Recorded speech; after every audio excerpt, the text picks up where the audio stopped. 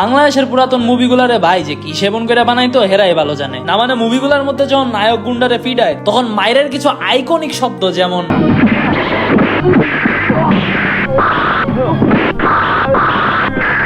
এইসব শব্দরে ভাই মার দেওয়ার আগেই বাইজা উঠতো। আর অমন মার খেয়ে নাকি হালারা 10 মিনিট ধরে হাওয়ায় বাইসা থাকতো। আর গুন্ডাগুলো তো মনে হয় জীবনও গোসল করতো না। না মানে হেরারে মারার লগে লগে যেমন শরীর থেকে ধুলা বাড়াইতো, মনে হইতো যে হেরা কোনো কয়লার খনি থেকে কাম করে আইছে। আর নায়িকা গুলার কথা তো কইয়া লাভ নাই, অ্যাক্টিং ভালো করে আর না করে এটা পরের বিষয়। আগে রে ভাই হেরা জোরে জোরে ঢং মারাই না নিঃশ্বাস নিতে পারে নাকি এইটা দেখা হয় না। মানে কথা কইতে গেলে এত ঢং মারাই না নিঃশ্বাস নেওয়ার মানেটা কি?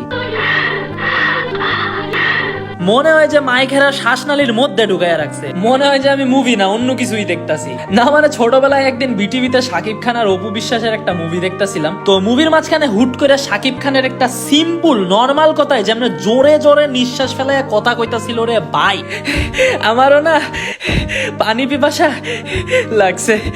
না মানে এইসব কি ভাই? তো এইসব সিন চলতেছিল তখন রে ভাই এই ক্রিঞ্জ নিঃশ্বাসের শব্দ আমার আব্বার কানে যায়। এইটা উনার লগে লগে রে ভাই আমার বাপে রাইগা মাইগা বেল্ট নিয়ে আমারে মারতে আইছে। মানে কি লেভেলের ফালতু শব্দ একবার চিন্তা করো। কোন মতন রে ভাই আমার বাপ রে বুঝাইলাম যে আব্বু এটা বাংলা মুভি, আমারে মাইরো না। আমার আব্বা এইটা হইন না আমারে ধমক দিয়া কয় রে ভাই কি সব ফালতু মুভি দেখোস, হ্যাঁ আরেকবার এইসব ফালতু মুভি দেখলে তোর পাশা ছাল উড়াইয়া দিমু। কিচ্ছু কর নাই রে ভাই। তোমরাও যদি আমার মতন মনে করো যে এইসব মুভি অস্কার ডিজার্ভ করে তাইলে রে ভাই আমারে কমেন্টে জানাও। আর এইরকম ভিডিওর জন্য রে ভাই ফলো মারো।